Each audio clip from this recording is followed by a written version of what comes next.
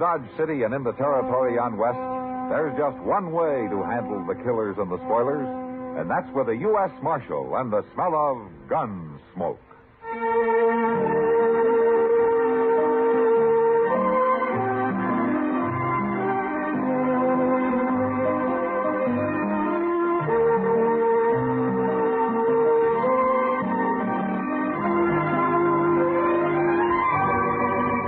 Gunsmoke, starring William Conrad. The story of the violence that moved west with young America.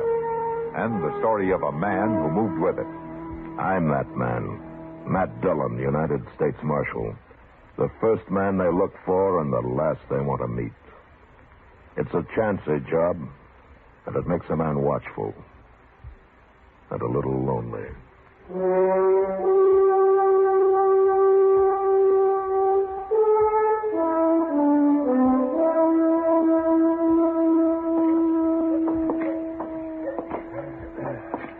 Nice day, Matt. The wind's gone down anyway. Mm-hmm. Sure was blowing last night. Where were you last night, Doc? Out at the Caldwell place. Mrs. Caldwell's expecting. Huh? Still? It was a false alarm last night. Yeah, you ought to get some sleep while you can. I know. That's right where I'm headed, too. Doc Adams. Oh, hello, Ruth. I've been looking for you, Doc. Matt, this is Ruth Tucker. Shell Tucker's son. Hello, Roof. We ain't met before, Marshal. No, we haven't. How is your pa these days? Well, he's just like ever. But it's Ma I come to get Doc for. Your ma? What's the matter, Ruth? She swallowed a nail, Doc, and it's hurting her bad. Swallowed a nail? How'd she do that? Well, I told her not to, but she was fixing the chicken house anyway, and she had some nails in her mouth. You say it's hurting her? It's her stomach. She's got a terrible pain in her stomach. That's right. I'll ride out with you right away, Ruth. I ought to warn you, Doc. You know how Pa is. Matt, Shell doesn't like doctors. No? He hates them. But he ain't there right now, Doc. He's been out on the prairie the last couple of days. When'll he be back? I don't know for sure, Marshal. But Ma said to get Doc anyway. She doesn't want to die. Shell'd cause trouble if he found Doc there, would he? He sure would. He'd beat him half to death. Well, maybe I better ride out with you, Doc, just in case Shell comes home while you're there. That's a good idea, Matt. I think you'd better.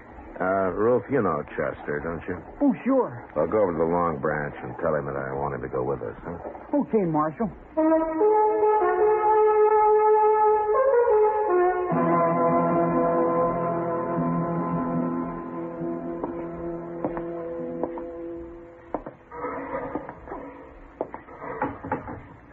How is she, Mr. Dillon? Oh, I don't know, Chester. Doc's still working on her. Well, there ain't no sign of Shell anyway. That's some help. What's the matter with a man like that, Mr. Dillon? Hating doctors the way he does? I don't know, Chester. Probably there weren't any doctors around when he was young, and what was good enough for his father is good enough for him. Some fool notion like that, you know. Shell always was a mean old cuss, except for his horses. He's always treated horses like they're human. Did you ever notice that? No, Shell isn't really a bad man, Chester. He's just ignorant and prejudiced because of his ignorance. If he'd have been here, he'd let Miss Tucker die rather than have Doc operate on her, wouldn't he? Yeah, probably. Oh, that's bad. To me, it is. Maybe if Doc saved him someday, he might get over his ideas. Now, Doc ain't going to have a chance to help Shell, any. He ain't never had a sick day in his whole life, I know. Oh. You all through, Doc? Yeah, all through, man. How is she, Doc? She's dead. Dead? I guess her heart couldn't take it. I don't know. I had to operate, though. She'd have died sure if I hadn't. It isn't your fault, Doc. You did all you could. Yeah, I know. But I always feel maybe if I'd have done it better, things like this wouldn't have happened. You're not to blame, Doc. You want me to tell Roof? I've already told him. He's in there with her. Huh? How'd he take it? He didn't say a word, Matt. No, Doc, you must be plumb wore out. I am. Doc? Oh, yes, sir. You too, Marshal. You're going to have to help me. Sure we'll help you, Roof. What is it? Oh, it's about Pa. I don't know what to tell him when he comes back. Well, just tell him the truth, Ruth. Doc tried to save your mother, but he wasn't able to. Nobody could have. You don't know Pa very well, I guess. He just won't stand for it. There's nothing he can do about it now. It's all over. When Pa says a thing, he means it. And he said none of us was ever to go near a doctor. Ruth, do you agree with your Pa's thinking? No. Neither did Ma. But we didn't dare cross him when he was around anyway. I'm afraid of him, Marshal. You have to stay here and tell him. Well, I've got to get over to the Caldwell place. That baby's due any time now. But you can't go now. I'll stay here till he comes back, Ruth. Chester, you better ride into town in case anybody's looking for me. All right, sir. It's a funny thing how a doctor can lose one life and maybe bring another into the world the very same day. Well, come on, Chester. We can ride partway together.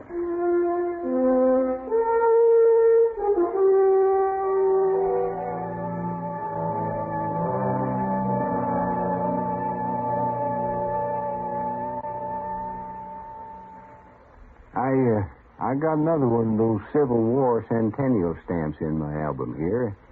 And, I kind of like this the best of them all. Because it's the one on Appomattox, where the blue and the gray got together and decided to quit all that shooting and killing. Nothing here now. Yeah. Mm-hmm. Yes, here. Now, this Appomattox was just a little town in Virginia, but it got into history in a big way on April the 9th, 1865. That's when General Robert E. Lee figured the South had it and asked General U.S. Grant to come there and talk it over. Now, they say the Union general showed up wearing a private's uniform and kind of muddy from the ride. But looks didn't much matter. The thing was that Grant took to heart what President Lincoln said, like it's on the stamp, with malice toward none. Yeah. And he made the terms of surrender decent enough to go along with. To be real precise, Lee only surrendered for the Army of Virginia at Appomattox, and not for the whole Confederacy. But when the word got around about it, all the armies of the South threw away their guns and came back home again.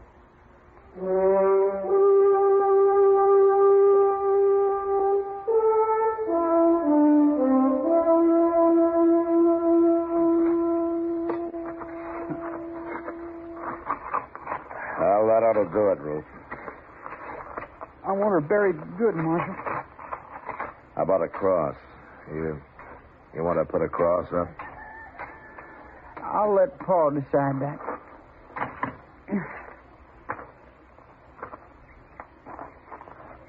Oh, my gosh, Marshal. Here he comes now. Huh? Oh, yeah. It looks like he's been riding pretty hard, doesn't he? Pa always rides hard, but he takes mighty good care of his horses all the same. He's never hurt one yet. Yeah, I know. Hello there, Marshal. How are you, Shell? Well, what are you doing out here? Shell, your wife died. Died. Now, Ruth and I just finished burying her. She died. Yeah, just a few hours ago. We didn't know when you'd get back, so we went ahead and buried her. What'd she die of? Well, she was holding some nails in her mouth, and she swallowed one of them. Ruth, take this horse into the barn and dry him off. Sure, Pa. Rub him good now. Yeah, I will, Pa. Don't let him near no water yet. Oh. What are you doing out here, Marshal? I came out with Doc. Who? Doc Adams. He did everything he could to save her life, Shell. He cut on her, didn't he? Well, he tried to get the nail out, if that's what you mean. She'd have died from it if he hadn't. Cutting on her. That's what killed her. Look, Shell, your wife was dying, and Doc tried to save her. Now, that's what happened, no matter what you think. I got no use for doctors. They're all croakers. That's what my old man calls them, croakers, and that's what killed him. Oh, well, I kind of figured that's where all this came from. Shell, have you ever thought maybe that your old man might have been wrong? Not about them, he wasn't. Who told Doc to come out here? Your wife wanted it. After all the times I've told her to stay away from doctors. Well, I guess she didn't want to die, Shell. I guess she wanted a chance to live. Poor defenseless woman. He come out here and killed her. Well, Doc Adams is going to pay for this, Marshal. I'm telling you right now. You lay a hand on Doc, and I'll run you out of the country, Shell. Maybe it won't be a hand I'll use, Marshal. Try anything like that, and you'll hang for it. I'll find you wherever you go. He killed my wife with his bungling butchery. He's a murderer. There isn't a man in Kansas that'll believe that. Doc's a pretty valuable citizen around here. Not to me, he ain't. It's an eye for an eye, Marshal, like it says in the book. You even try it, and I'll throw you in jail. I don't try nothing. Then you'll hang. Will I, Marshal? I left Shell Tucker standing by his wife's grave, and I rode back to Dodge. Ordinarily, Shell was peaceable enough, but there was no telling what he might do now. Doc stayed at the Caldwell place that night, and the next day, too. I thought he'd be safe there, so I didn't worry about him. Until the next evening. Kitty and I were having supper at the Dodge house. Matt, for a town that lives in the cattle trade, you'd think we'd be able to eat decent steak. You should have had the prairie chicken, Kitty. It didn't have to walk all the way from Texas. Oh, that steak I had got carried. It was too old to walk. See, I've never eaten prairie chicken, Matt. What's it taste like? Well, I tell you, Kitty, it's a little chicken with an awful lot of prairie. If I didn't know you better, I'd say you'd been drinking. And if I know you, you'll order steak next time anyway. I don't give up easy, Matt. Yeah, I know. Well, remember it, then. Yeah, sure. You don't know much about women, do you, Matt? Well, I'm learning. Yeah, but the pace you've set, I'll be in my grave before you're out of first grade. You know, it took me 10 years to learn how to handle a 6-gun. Well, that's the nicest compliment I've had all day. Drink your coffee. I got to get out of here. Yes, sir, Mr. Dillon. Oh, hello, Mac. Hi, Doc. Oh, Doc, when'd you get back? Yeah, just now. Sit down. Thank you. How's Mrs. Caldwell, Doc? She gave birth to a 12-pound boy this afternoon. Oh, that's fine. Yeah, that's not what I came to talk about, though. Matt, somebody tried to shoot me on the way back from the Caldwell place. What? Who was it? I didn't see him. And since I didn't have a gun, I rode straight ahead, fast. Well, where'd this happen? About a mile the other side of the grove. Yeah, I should have come out there and ridden back with you. So you know something about it? Yeah. Shell Tucker. He came back after you and Chester left, Doc. He made some threats. Yeah, I might have known that. But I'm not going to be a target for Shell every time I go on a call in the country. I'm going out and see him, Matt. We'll have this out, face to face. Well, I don't think you can change his mind, Doc, but I'll go with you. If he admits shooting at you this afternoon, I'll bring him back to jail. Maybe I'll bring him back anyway.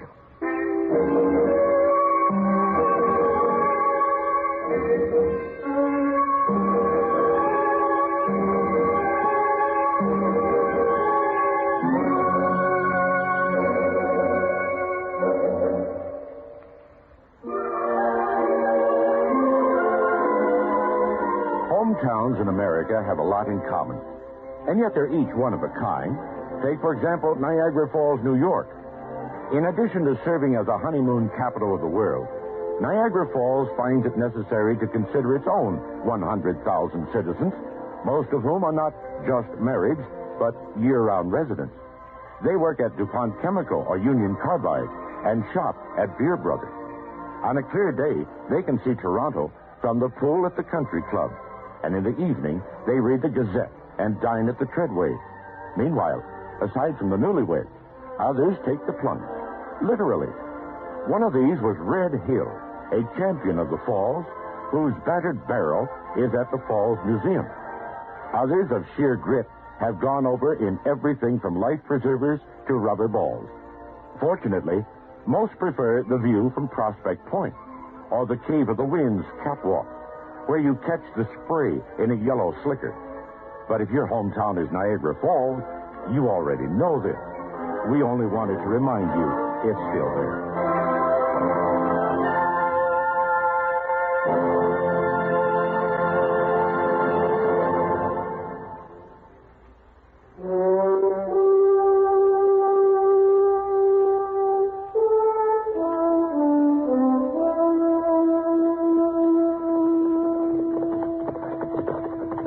Somebody in the corral there, Matt. Yeah, it looks like Shell. Here's him and Ruth both. Now, let's leave them here. They'll stand.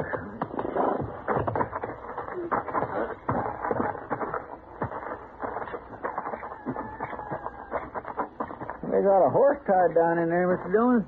Well, he's down, Chester, but he's not tied. Oh, my God, he ain't. See, when you look at that. Yeah, he broke his leg. Well, that's too bad. Here we are. Doc, I'll go in first in case Shell gets excited. Go ahead, I'll close it. Hello, Shell. Ruth. Hello? You bring that croaker out here to kill my horse for me, Marshal? Oh, now, Shell. Wait a minute, Doc. I'm sorry about your horse, Shell. That bay is the finest animal I ever owned. What happened? Well, I was just topping him off when he fell. Busted his leg. Oh, blimey. That's too bad. Ruth, go on up the house and fetch my rifle. Okay, Pa. Terrible thing to lose a horse like this. Yeah. I'll do the shooting if you like, Shell. No, thanks. I'll kill him myself. It's my job. That's a funny thing. We always shoot a horse if it breaks a leg, but we wouldn't think of shooting a man when he does. You croakers got other ways of getting rid of people. I'll overlook that, Shell. But I'll tell you something. I don't want to hear nothing. You like that horse, don't you? Of course I do. Then don't shoot him. Don't shoot him. Look, Shell. That horse is done for anyway. So it won't hurt to let me try to fix his leg the same way I would with a man. It just might work. You mean put a cast on him? I do. I never heard of putting a cast on a horse. You're crazy. It's up to you, Shell. I wouldn't let you near my wife if I'd been here. And I'm not going to let you fool with my horse. All right, Shell. You shoot your horse, and then I'm taking you back to Dodge. What for? You're going to jail for taking a shot at Doc yesterday. Now, that I didn't exactly say that. Shut up, Doc. I ain't going to no jail. Yes, you are. Unless maybe Doc changes his mind about charging you with attempted murder. And then I couldn't put you in jail. That's right. Say, you know, Shell, I might get so busy working on this horse, I'd plain forget about everything else. And I might even save the animal to boot. Now, make up your mind, Shell. I got to get back to Dodge. Well, all right. But you better make it work, Doc. I said I'd try. That's the best I can do, ever. No matter who the patient is. Okay, Doc. You try. But you try real hard. I always do, Shell. Real hard. Chester and Ruth made a fast trip into Dodge for plaster of Paris and some muslin to go under it. And when they got back, Doc went to work. About an hour later, he had a heavy cast on a horse's leg. And after giving Shell some final instructions, he was finished. He promised to come back in a couple of weeks and put a lighter cast on, and then we left. Shell didn't say much, but I knew if anything went wrong with that horse, he'd be after Doc again. However, 6 weeks went by before anything happened. Doc and I were in his office with a game of chess that we'd started a few days earlier. That doggone rook of yours sitting down there, man. If I move my bishop, you'll be right in on my queen. Yeah, it's the only move you got, Doc. All right. There you are. Yeah. Well, see what you can do with that, huh? Couple more of those, and I'll get that queen. Doc. Oh, hello, Shell. Doc, I've been looking everywhere for you. Blast you. Why'd you put a sign on your door saying you were out? Shell, how come you're wearing a gun? A man be a fool not to wear a gun in this town, Marshal. You'd be a worse fool to try to use it. Now, don't you rile me. I'm in a bad enough temper already. What's wrong, Shell? Something happened to your horse? No, he's tied up right outside, Doc. What? Yeah, I took that second cast off myself, and then I rode him in here. Of course, I took it easy with him, Doc. Well, what do you know? By heaven, it worked. Well, that's fine, Shell, but what do you say heated up about? Well, you'd be heated up, too, Marshal, if you'd been carrying a bad tooth in your jaw as long as I have. What? You mean you're looking for a doctor, Shell? Well, I'm mad enough to admit it, Marshal. Oh, well, now, Shell, you just sit down right over there. See that? I'll see what I can do. Okay, Doc. This is the one right here. I see. Now, try to get it out, will you? I'll try, Shell. That's the best I can ever do. Ever. That's good enough for me, Doc.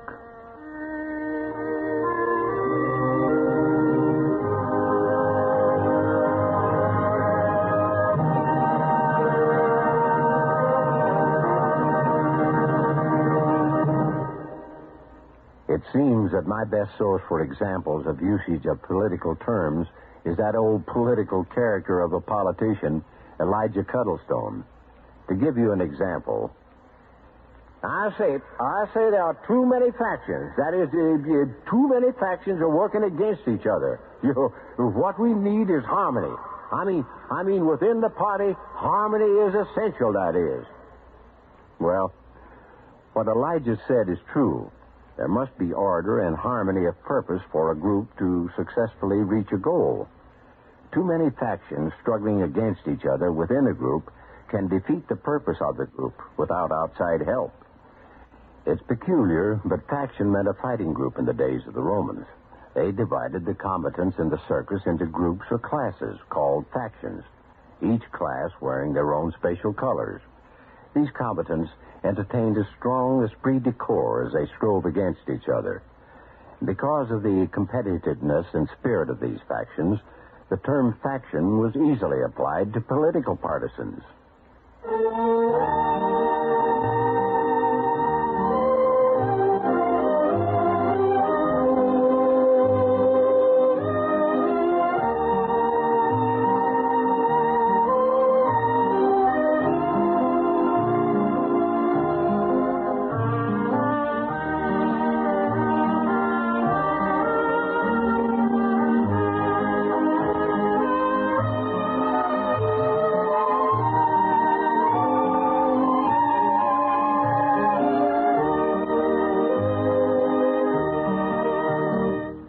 Gunsmoke. Produced and directed by Norman McDonald.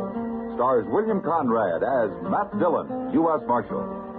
Featured in the cast were Parley Bear as Chester, Howard McNear as Doc, and Georgia Ellis as Kitty. George Walsh speaking. Join us again next week for another specially transcribed story on Gunsmoke. This is the United States Armed Forces Radio and Television Service.